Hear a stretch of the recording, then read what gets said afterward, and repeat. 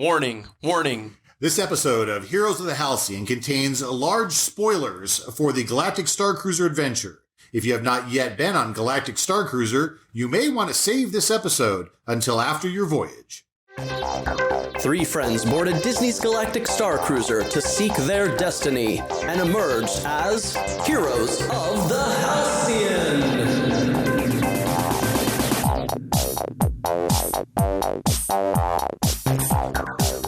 Welcome to Heroes of the Halcyon, the best and only Galactic Starcruiser superfan podcast on the interwebs. I'm Galactic Starcruiser superfan Drew. I'm Galactic Starcruiser superfan Christine. And superfan Martin. Tonight on our episode, tonight, maybe where you're listening in podcast land, it's early morning. Perhaps it's the middle of the day. We're not judging. It's all good. But on this episode of Heroes of the Halcyon, what are we going to talk about, Christine?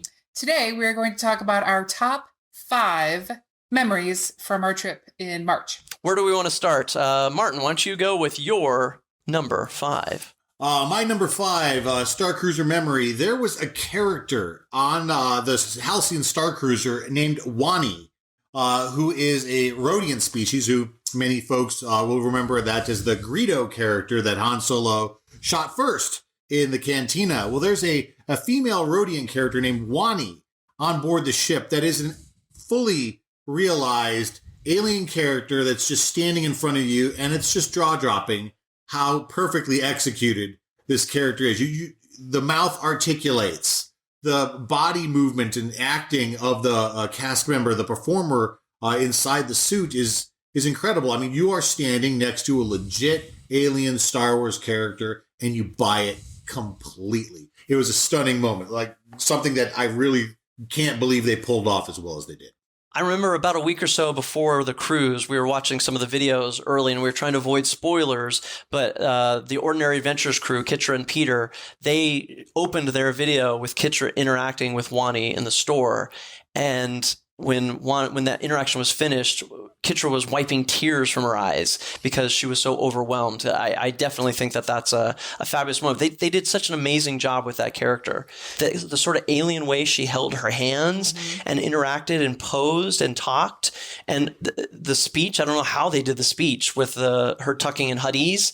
Just incredible. I mean, her whole persona was so quickly realized in a conversation where you had no idea what she was saying. And yet still understood everything that she was saying. Exactly. Purely by performance alone. So, Christine, how about you? What's your number 5? Okay, well, my number 5 is going to be my first interaction with Sandro. Sandro is another one of the characters who has his own storyline. He is basically another passenger on the ship with big dreams of breaking into the music industry. He just started asking questions, and I wasn't really sure where he was going at first. I wasn't really sure that he was a character on the ship or if he was another passenger, dressed to the nines, but it was really neat. It was a good icebreaker for me because he's just a very, the character itself comes across as just kind of a gentle soul. So he's just seeking out conversation, and it just immediately puts you in the mindset that you're not in Kansas anymore. You're on the Galactic Starcruiser. So that was fantastic. What about you, Drew? What's your number 5?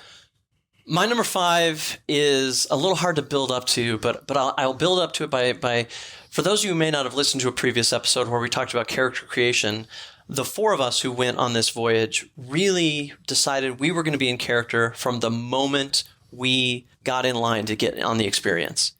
But we realized that our characters weren't the kind that were going to show up in a valet car or show up on a bus or dare to take public transportation of some kind. No, our characters were going to arrive in a limo. Mm-hmm. Some might call it a space limo.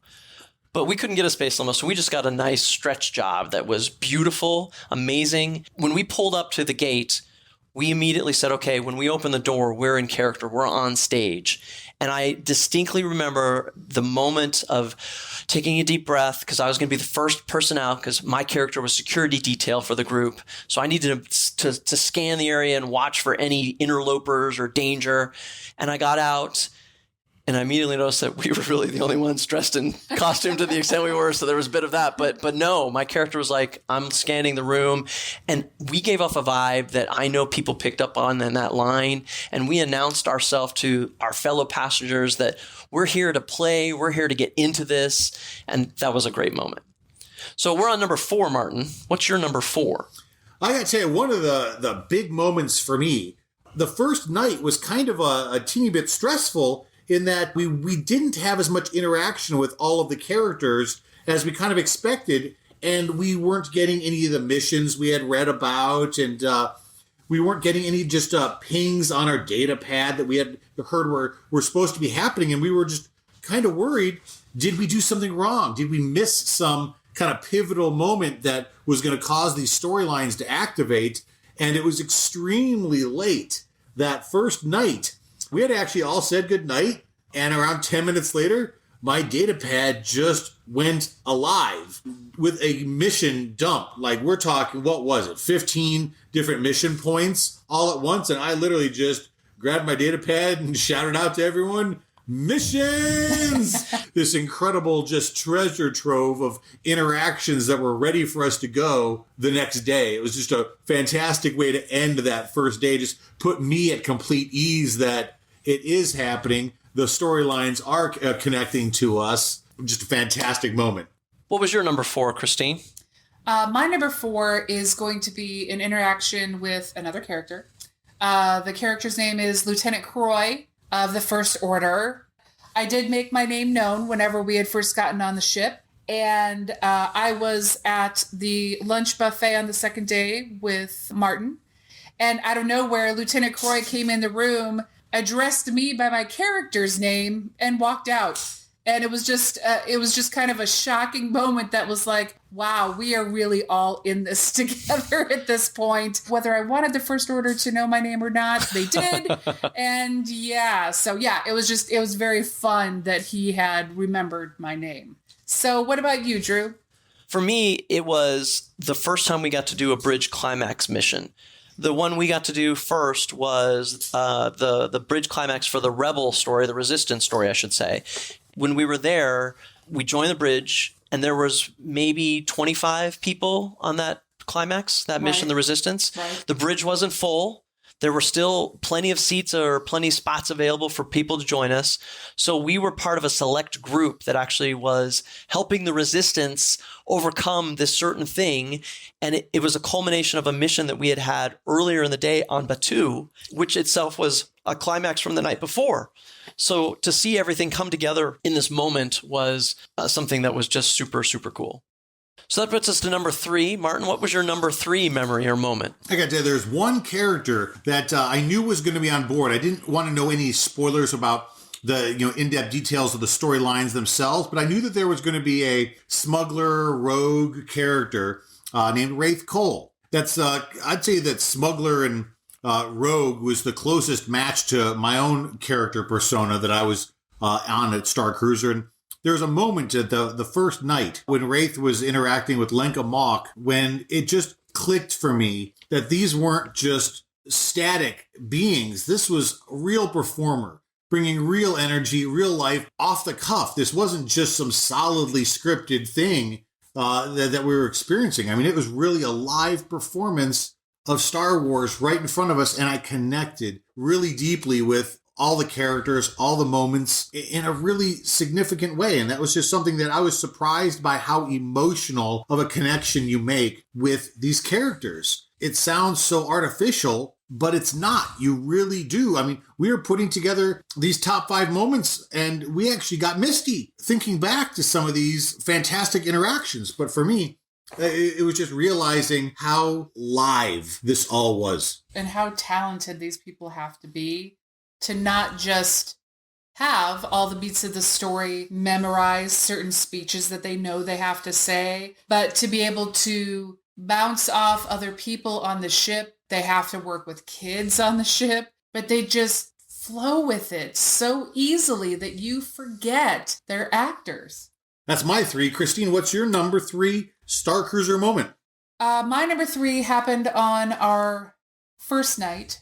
they elected to do a fashion show of sorts. The fashion show basically consisted of someone from the crew introduces your character, asks you who your basic style was inspired by. You walk down a fake runway and everybody cheers and everyone's just excited. So we decided we were going to participate in this, something that I would have never done in my real life. And this was last moment. We walked off of our bridge training and they were just ending this right then. So we had to run up with no prep whatsoever. Yeah, we just all scrambled to make sure that we were in line to make sure that we could participate in it. And when the crew member asked me what my inspiration was in my character's thought process as my character, I responded, me.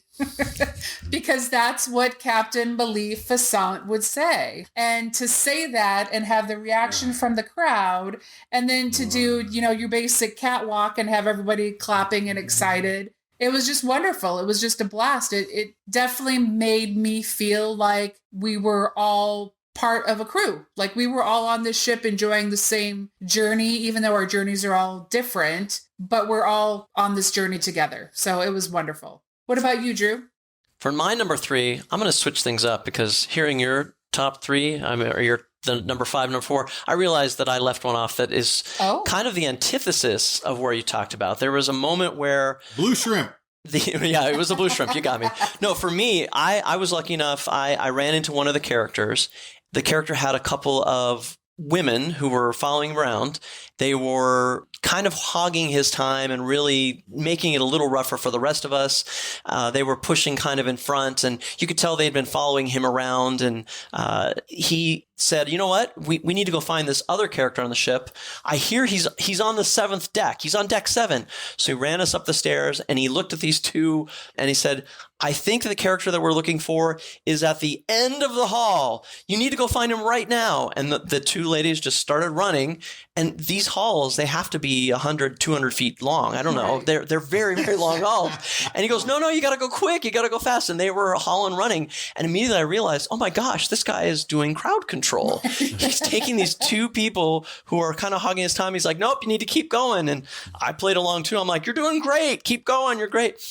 Even better, we were lucky enough that YouTuber Tim Tracker was on the Voyage with us, and he happened to document that last part. So when I want a moment of happiness to myself, I can see the moment when this character was telling these people who were hogging his time to keep going down the hall.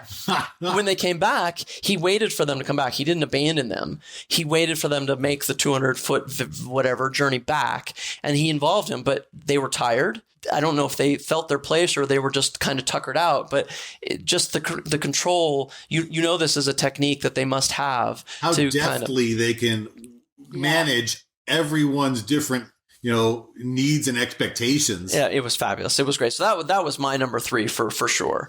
So let's go back to number 2. Martin, what's your number 2 memory? Okay, so my number 2 memory is just a specific interaction I had with one character that we didn't have many interactions with. Is all of our storylines, just by pure chance and random collision, we kind of just missed some of the captain's storylines, all 4 of us on this voyage.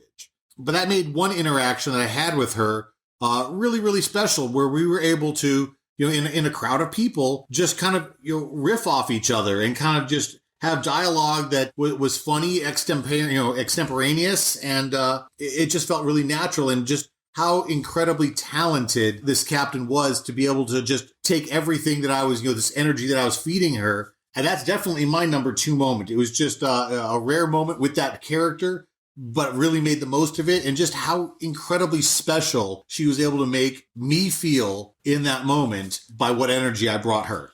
Disney really has the most talented cast members imaginable.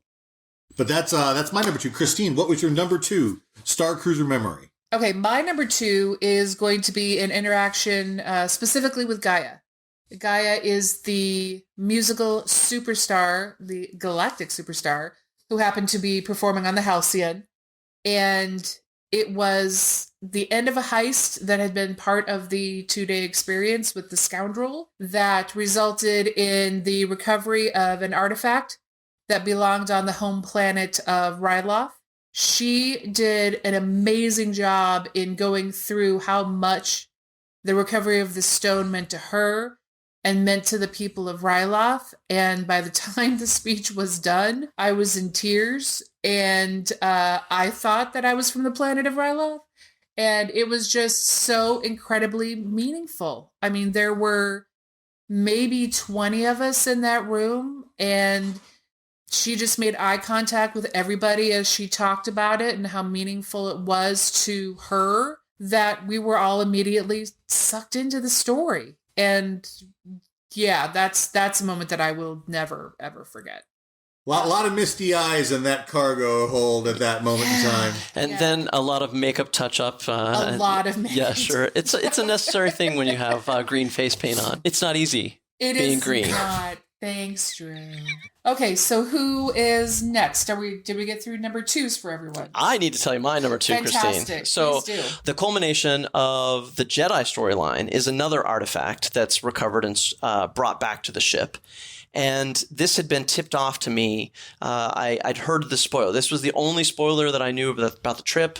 When we got the missions the night before, you're going back to one of your moments, Martin. One of the missions was the Jedi mission that I knew would lead into this. So I was giddy with excitement. I built up to it. The moment is the recovery of the Jedi holocron that we bring back from the planet Batuu, and it's presented to us by Rey on the ship. And Rey has this almost spiritual session where she explains the importance of holocrons and that this is something that we've recovered. She opens a holocron and Yoda appears just floating in air above, and for a few moments you're just stunned. Wait, how is this happening? How is this actually, what's the technology that makes this possible that I can see Yoda?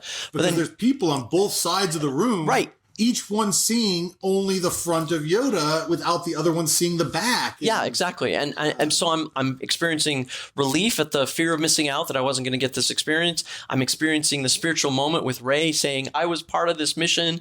I got to have this experience with you guys, and I got to have this experience with my son. It was amazing. It was just something that I was so excited to partake in, and that would be my number 2 memory. Well, you know what this means, guys. We're to our number one. Number one with a bullet. So, Martin, let's start with you. What was your number 1? My number 1, it truly was a once-in-a-lifetime experience. It was that on day 2, during Galactic Starcruiser, a big portion of the day is spent on the planet Batuu, or Galaxy's Edge.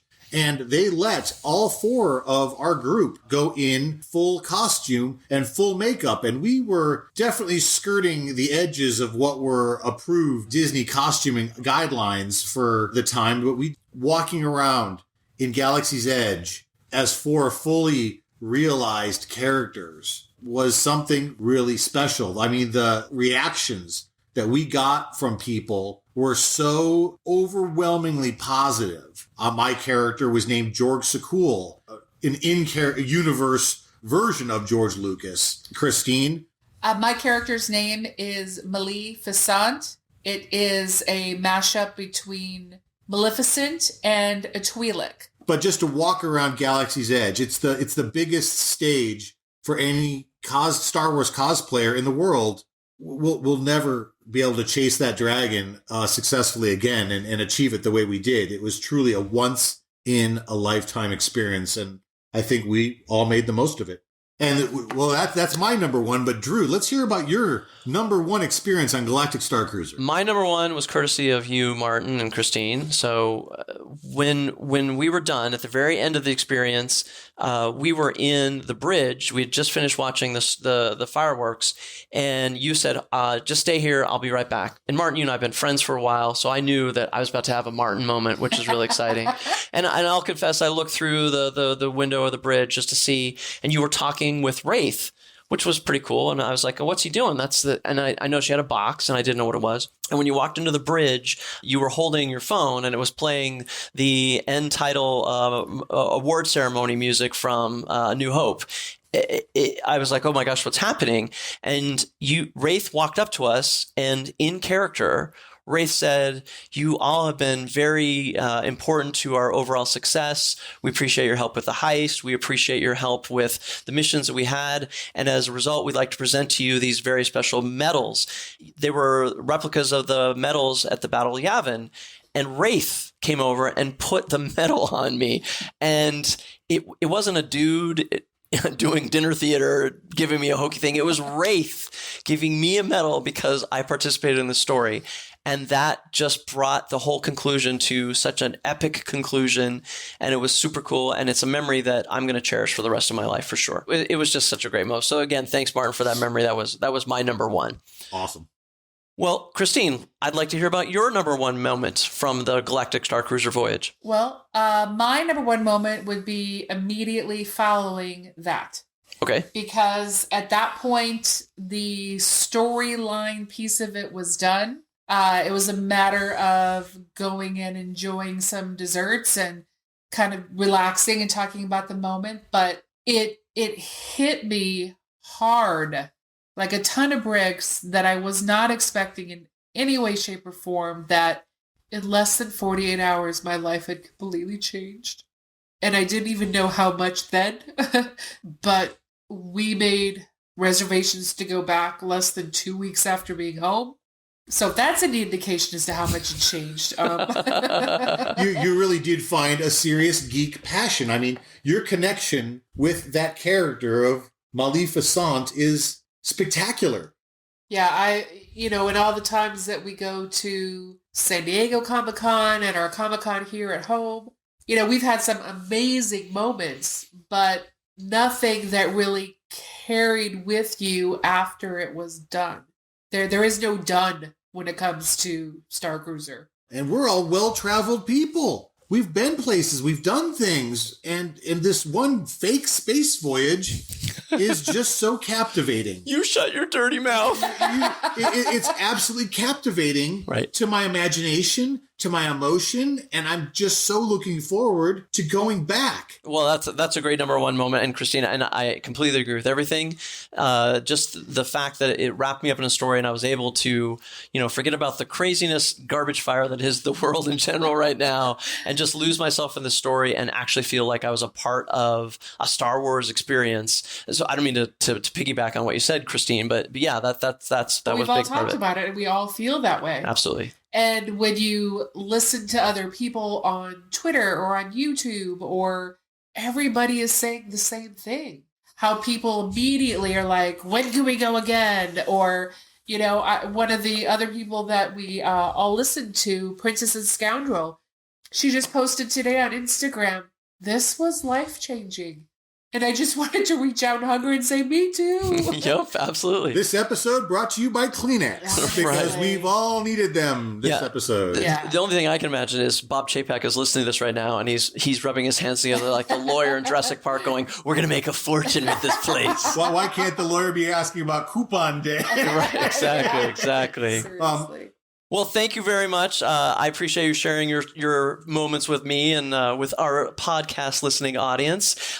Christine, if people wanted to reach out and maybe tell us about their favorite moments, how would they find us on the interwebs? We are Heroes of the Halcyon on Instagram and Twitter. And if you want to email us, it's heroesofthehalcyon at gmail.com. Well, Terry, we appreciate everyone listening. It's our honor. Let's raise our glasses, everyone. Until next episode, Tabooey Say!